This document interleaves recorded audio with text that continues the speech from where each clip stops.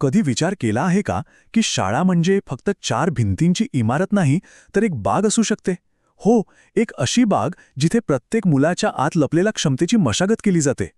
ही आहे मोटेवाडीची जिल्हा परिषद प्राथमिक शाळा. आता वरवर पाहिलं ना, तर ही एक अगदी साधी खेड्यातली शाळा वाटेल. पण थांबवा, इथे काहीतरी खूप खास घडतंय. एक अशी गोष्ट जी शिक्षणाबद्दलचा आपला दृष्टिकोनच बदलून टाकेल. आणि या सगळ्यामागे आहे तरी काय?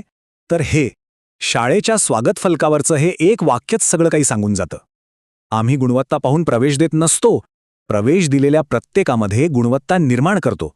म्हणजे बघा, इथे गुणवत्ता शोधत नाहीत, तर ती घडवतायत. हो, प्रत्येक मुलामध्ये. मग प्रश्न पडतो की या बागेमध्ये ज्ञानाची आणि मूल्यांची बीजं नेमकी कशी रुजवली जातात? चला तर मग बघूया. सगळ्यात महत्त्वाचं म्हणजे इथलं शिक्षण फक्त पुस्तकांपुरतं मर्यादित नाहीये. खरं तर ही शाळा कला वापरते. विशेषतः खडूने फळ्यावर काढलेली चित्र, ज्ञानाची बीजं मुलांच्या मनात पेरण्यासाठी. प्रत्येक चित्र म्हणजे एक नवा धडा. उदाहरणार्थ, हे चित्र बघा.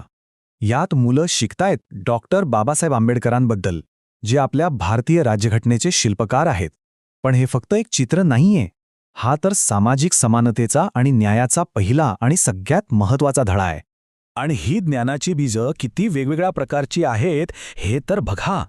एका बाजूला राजमाता जिजाऊंच्या गोष्टीतून कणखर नेतृत्वाची शिकवण मिळते, तर दुसऱ्या बाजूला स्वामी विवेकानंदांकडून मिळते आध्यात्मिक आणि बौद्धिक प्रेरणा. अर्थात छत्रपती शिवाजी महाराजांची गोष्ट तर आहेच, शौर्य, धाडस आणि उत्तम राज्यकारभाराचा वारसा मुलांपर्यंत पोहोचवण्यासाठी.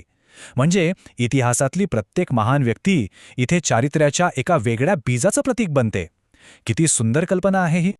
बरं, आता ही बीजं तर पेरली गेली, पण त्यानंतर येतो सगळ्यात महत्त्वाचा टप्पा.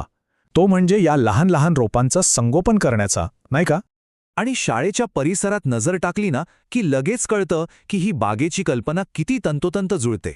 हे फक्त एक मोकळं मैदान नाहीये, ही एक जिवंत बाग आहे, लहान लहान रोपं आणि झाडांनी भरलेली. आणि हे चित्र, हे तर या संपूर्ण कल्पनेचं सार आहे. बघा, एका बाजूला आहे सूर्याच्या दिशेने झेपावणारे एक कोवळं रोपटं, आणि दुसऱ्या बाजूला आहेत ज्ञानाच्या प्रकाशात वाचन करत मोठी होणारी ही मुलं. एका रोपट्याची वाढ आणि एका मुलाची बौद्धिक वाढ यांच्यातलं साम्य किती सहज आणि सुंदरपणे दाखवलं आहे. अगदी तसंच आहे. जसं एका रोपाला वाढायला पाणी आणि सूर्यप्रकाश हवा असतो, तसंच या मुलांच्या मनाला फुलण्यासाठी गरज असते ती काळजीची आणि ज्ञानाची. आणि ही शाळा नेमकं तेच करते, त्यांचं संगोपन. ठीक आहे, मग आता बघूया की या इतक्या काळजीपूर्वक केलेल्या मशागतीचे, या संगोपनाचे परिणाम काय दिसतात ते. हळूहळू त्या बागेत रंग भरायला सुरुवात होते. ही जी जास्वंदीची फुलं दिसतायत ना, ती जणू काही या मुलांच्या प्रगतीची आणि त्यांच्यातल्या चैतन्याची पहिली खूण आहे. आणि मग काही काळानंतर त्या बागेला फळंही लागायला सुरुवात होते. हे चिकूचं झाड, हे शाळेच्या अविरत प्रयत्नांचे एक गोड फळ आहे, एक ठोस दिसणारा परिणाम. या बागेतलं प्रत्येक फूल, प्रत्येक उमललेली कळी हे त्या एका लहानशा बीजामध्ये लपलेल्या आणि आता पूर्णपणे फुलून आलेल्या क्षमतेचं प्रतीक आहे.